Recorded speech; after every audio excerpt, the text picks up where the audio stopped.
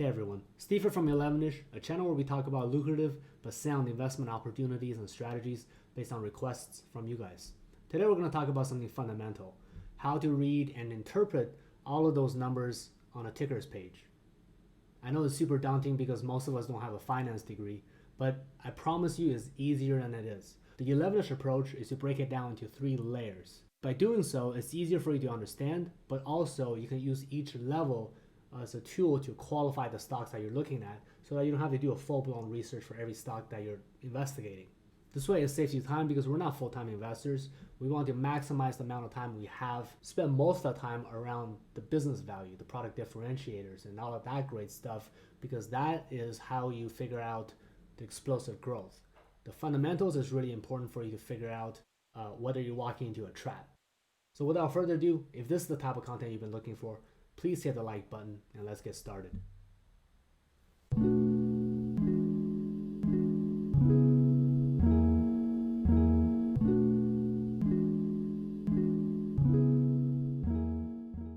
So first and foremost, what tools do you need? I've been investing for more than a decade now, and I went through probably at least half a dozen brokerage accounts. I've never needed more than Yahoo Finance. Every once in a while I'll be Googling some details just because I'm doing business related research anyway. All you need is what's free. Some tubers might be telling you to get Webull and Robinhood because it's the best. I mean, they really aren't. People are just doing that because they need the referral money. There's nothing wrong with that. We're all here to hustle and make money, and those are not bad advices. They're not like leading you into a bad direction, but that is not necessarily how you get better data. It's just so that they can make some money while helping you out as well. Okay, so now let's switch to my laptop so you can get a semi-live demo and get an idea of what I look at. Again, I break it into 3 layers. This way it's easier for you to understand, and also you kind of go page by page. So layer 1 is the most simplest, but it's the quickest way to filter out most stocks that you're looking at. I spent about 3 to 5 minutes as part of the initial investigation to weed out shit stocks. And all of this can essentially be done on the front page of the tickers details page. So the first thing I look at is I max out the charts. This gives me a sense of how old the company is and what are the checkpoints that this company has went through. So for example, if this company is old enough to have gone through a depression, which is 2008, then you can see what happened during that time, right? If you talk about a company like Bank of America, you get a even better perspective. So if I max this out, you can see several dips. And each of these dips gives you an opportunity as a checkpoint to see what happened. You can basically Google Bank of America 2008 and you can get an idea what happened. Bank of America 2011, get an idea what happened. I will also look at the year to date, 6 months, and 1 month. And each of them will tell me a different story. So if I'm doing a long-term investment, I will hit the max to see, if I'm going into a recession, how resilient is this company? This chart tells me that I should be concerned about investing during downturns. The other thing I like you to note is that if a stock is relatively flat, I think Microsoft is probably a good example. If you see that the stock is primarily flat for a really, really long time and increased, there's probably a reason for it. Usually it's a good thing. But if you see that the stock is going horizontal and suddenly going down, especially when a company is super old, it is a very bad sign and most likely a stock that I would avoid unless I have some insider information about a stock. A lot of the times if I'm looking at swing trades like Peloton, for example, the company's only been around since 2019 of September. A lot of companies after they go IPO, they start fundraising and etc. and the stock would tank, right? But you can see that it's actually grown quite a bit for some of the reasons I mentioned in my old videos. But this is a good sign for a stock, a brand new stock that's IPO'd, and shows that this company has resilience and that it's IPO'd for the right reason versus some of the companies that IPO because they need money. That will most likely get the stock to tank. This is why I look at this chart. The next thing I look at is the beta. This is something that I dare say a lot of investors ignore and new companies will not have. But if you look at a company like Microsoft, for example, they'll have it, LMT, Bank of America. So you can tell that Microsoft and LMT, Lockheed Martin, they're both around 1. And that is because they basically move with the economy. So if the economy is doing well, it's doing well with the economy. You can see for Bank of America, if the economy is doing well, it'll do even better than the economy. This number indicates that the larger it is, the better it'll do if the economy is doing well. Similarly, if the beta is negative, it means that if the economy is doing well, this stock will go the opposite direction. So if you're expecting the economy to go to shits, then you want to probably find a stock where the beta is negative. Now, the next thing I look at is market cap. So a company like Bank of America, it has a market cap of 200 billion. It gives you an idea of how much of the market this company owns.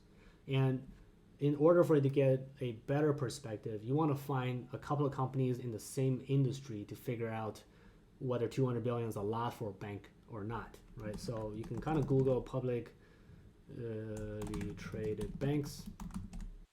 And let's say we find JP Morgan. And so when you invest in a company like this, you know that you're investing in a blue chip that owns quite a bit of market. And that will imply that this is probably a good long-term investment. The idea here is that if the market cap is small, then it's probably a new player. If it's been around for a long time and has a small market cap, then it's a really bad sign. But usually that's not the case, right? If it's a small market cap and the business value makes sense, then it probably has a huge upside. It can probably grow in a very explosive way.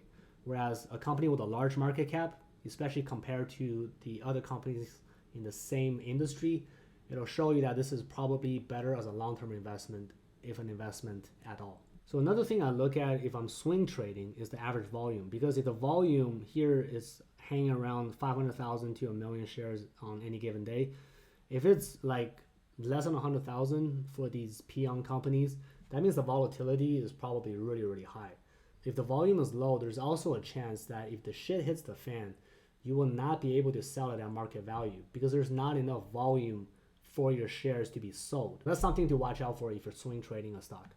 The next thing I look at is the PE ratio right here. You can see for Bank of America, it's around 10. That means that the investors today is willing to pay for the share price that is 10 times what the actual earnings is. The higher this number, the more forward-looking the investors are. And this actually differs depending on the industry that you're looking at. So for example, if I'm looking at banks, and the other bank is JP Morgan, so if I'm looking at JPM, you can see that the PE ratio is also hovering around 10. If the PE ratio is way different, then you're basically looking at a stock where everyone is super optimistic about the company for one reason or another. This gives you a reason to investigate. There's also a concern here where if the number is super high, that means that any bad news, either from the company or any competitive news that knocks on the company that you're looking at, has a potential of tanking the stock price. Similarly, if the PE ratio is super low compared to the industry that you're looking at, that means that this stock is undervalued. There might be a legitimate reason for it, or there might be a buying opportunity here. It all depends on how you look at the business value here. This just gives you a benchmark to figure out what is the opportunity to be had here, right? One example is that during, right after Steve Jobs' death, the Apple stock had a really, really low PE ratio compared to the rest of the industry. So that's an indication that there is potentially a buying opportunity if you do not think Steve Jobs is the blocker to Apple's success. Another thing worth noting here during this particular time is that during the last tech bubble, tech companies' PE ratio was hovering around 80. So to me, that is essentially a benchmark to show that, at least from the perspective of tech companies, people are way too ambitious in terms of thinking how much a stock is worth. That to me is an indication that we are at the end of a bubble and shit's about to hit the fan sooner than you think. And just to go full circle here, you can see that Microsoft's PE ratio is around 30. If I go to Amazon, for example, PE ratio is 130. That means people are super, super optimistic in terms of the value of Amazon versus Google. You can see the PE ratio is 30. So 30 is normal. 130 is fucking insane. The next thing I want to focus on now that we're on Amazon is basically look at the right hand here. I care a lot about the earnings, not necessarily what it says, but whether they beat it or not, because a lot of time is spent between the company and the analysts to figure out what the expectations are. You know, And so when they miss an earnings, it's a big deal, usually. It's kind of bizarre that Amazon has been missing earnings consistently. They've been missing it consistently and still the stock's going up. That's frankly very, very concerning. Whereas if you look at Microsoft, they've been consistently beating the earnings. So every time they beat earnings, there's a chance for the stock to grow explosively because essentially the amount of price that's built into the earnings was not expected. And therefore the stock value did not meet up to that expectation, that surprise. And if you can see a company like Microsoft where it's consistently beating earnings, then it's a really, really good sign and makes it a really juicy investment. The next thing I will look at is the analyst price target. So for Microsoft, you can see the current price meets the average price of the analysts. And you can see that Goldman Sachs is providing this input, RBC is, Wells Fargo, UBS. This basically tells me that there's a lot of analysts, well-known, reputable ones, looking at this company, and it's telling me that this stock is most likely worth what its current value is. That also tells me that there probably isn't too much upside right now. Every once in a while, the analysts will readjust their price target, and that's definitely worth noting depending on how you're making this bet. If I'm looking at a company like, let's say, Peloton, if the price target is 55 and the current price is above that, that means that either something going on that is unexpected by analysts is happening, or there's a lot of speculators on the stock, or there's a lot of positive news that hasn't been built into the stock yet. So that is definitely a point of investigation. But long story short, you want to look for a stock where the current value is below the average analyst price target, and you want to see that the analysts are well-known people, like KeyBank. I have no idea who Needham is, but Bank of America is a big deal, etc., etc.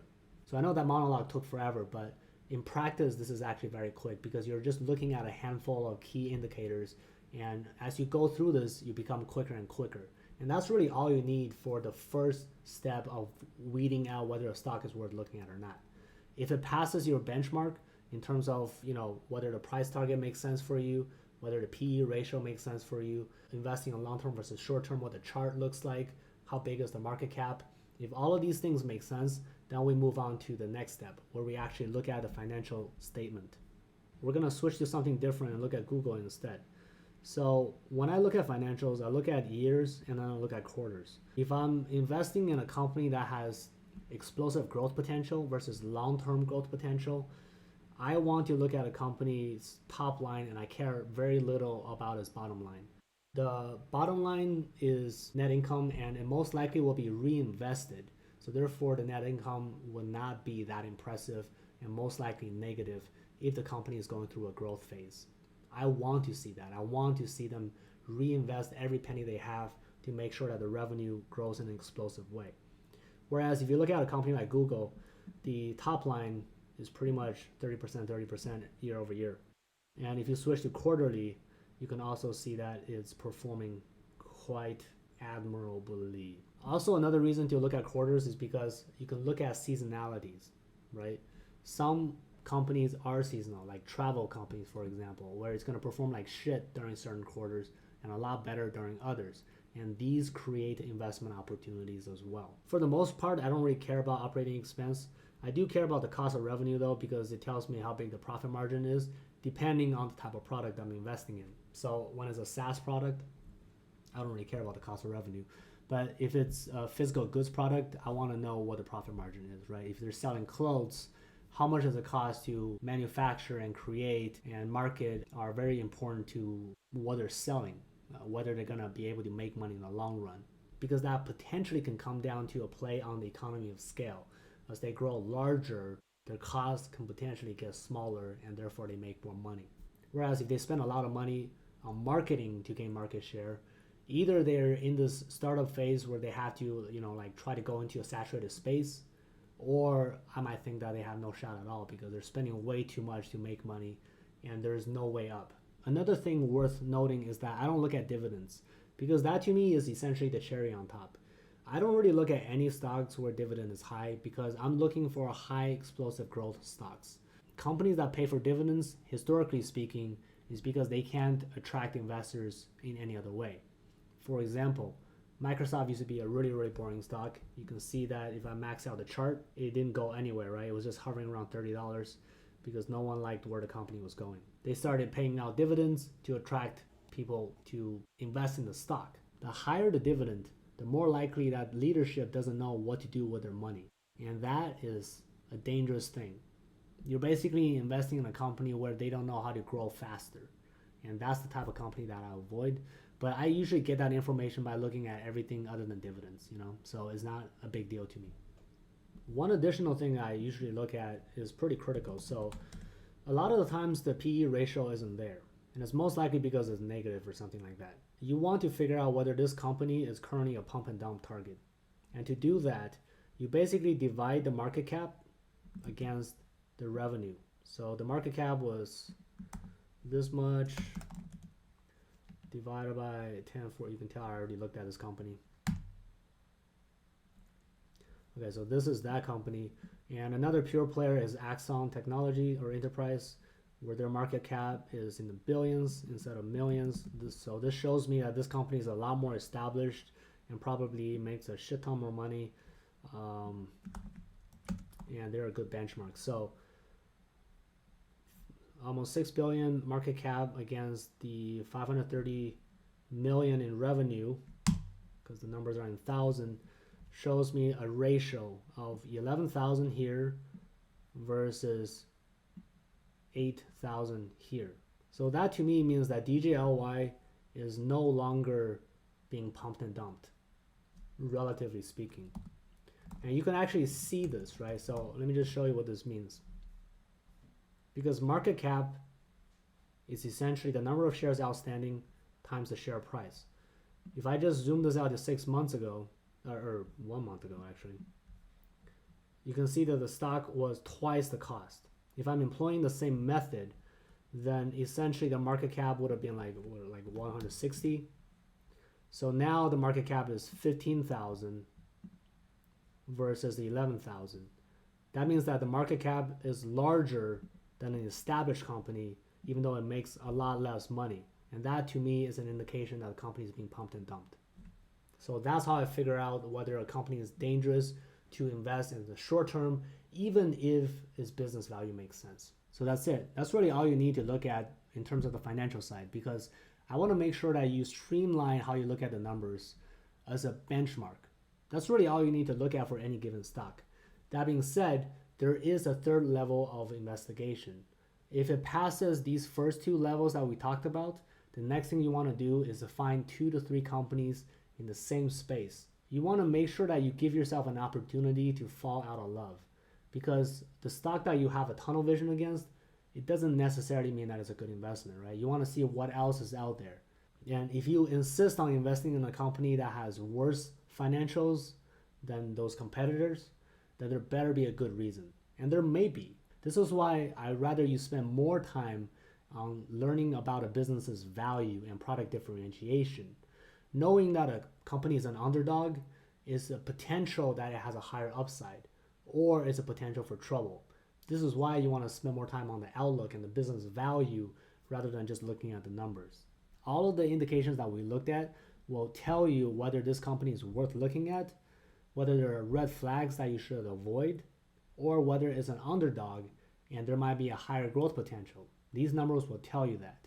And so this is why I'm saying this is the starting point of your investigation.